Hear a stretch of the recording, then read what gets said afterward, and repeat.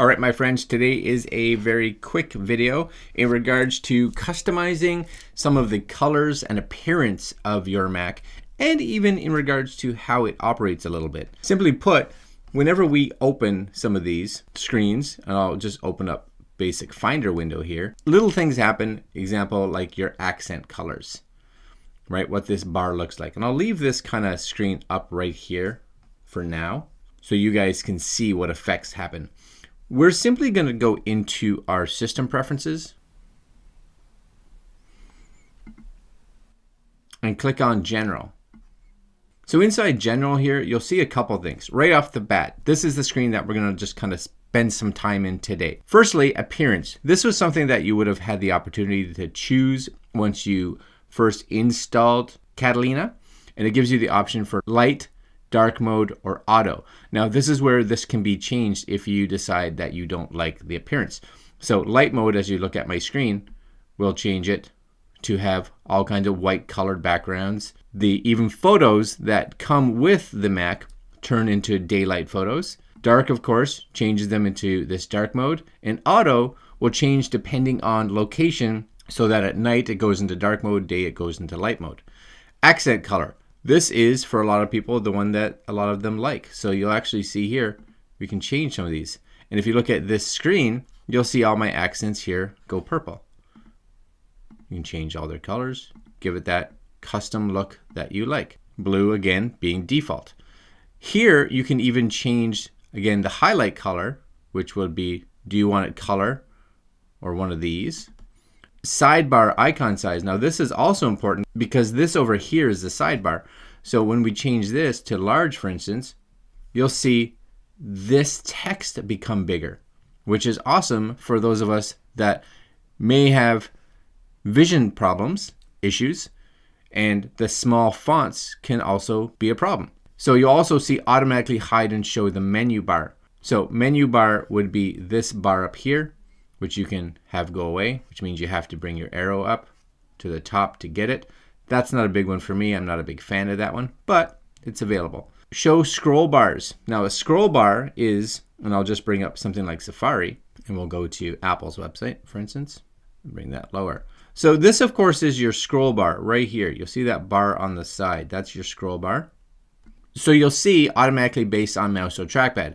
So if you look over at my Safari window right now, which is this guy here, you'll notice that there is no sidebar. But the moment I come over here and start to move, it shows up. Go away, it disappears again. Do you want it to always be there? This could be important too. Now you have a scrolling bar that's constantly going to be there, no matter where you are on the screen. It's always there. So it can be important. I like to have it just here, so based on if my mouse is doing something. But personal preference, some people like to have it there all the time. Now the other one that goes along with this is this click. So depending on where you are, if you click here, for instance, get that scrolling. If I click here, you'll see it doesn't actually go, because I have it set to jump to the next page, it doesn't go to where my click is. It actually just goes to the next visual page. So it jumps down a page.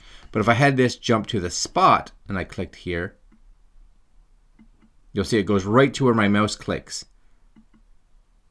Again, personal preference, I like it jumping one page at a time, but play around with these different features because this is something that's personal to you. And if you find that you like to have it be able to jump really fast, you may like it going to the spot.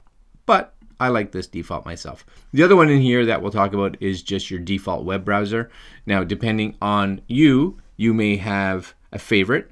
So you may have Google Chrome, you may have Safari, you may have Firefox, you may have Opera, etc., etc. This will allow you to switch between which is the default. So which browser will be opened up whenever your computer requires access to a browser. So a nice place to know that can be changed. Last but not least, this one here is recents, which will show how many recent items you have. So anywhere that can show recents, do you want them to show 10 of the most recent things that you opened, including documents, apps, and servers, last 15, last 20. 10 to me is plenty.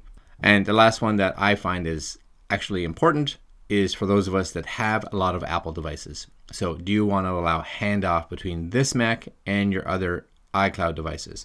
So for those that don't understand what handoff is Handoff allows certain Apple applications especially to be able to hand their documents off to another nearby device. For instance, if I was working on a Pages document on my computer, but realized that I had to move to my iPad because I was going to be going out, I could actually open up my iPad and continue that document there, if that makes sense. And vice versa.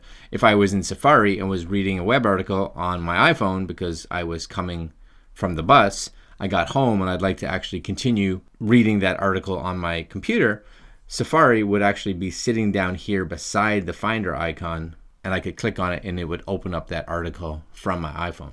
Do you want that feature? I like it, and it's a big feature for those of us that have multiple Apple devices.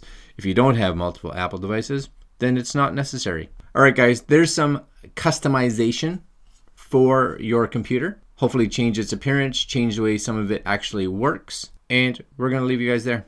Another video, hopefully coming up tomorrow. Again, leave some comments down below if you guys have any specifics that you would like to learn on this channel. All right, my friends, we will talk to you again later.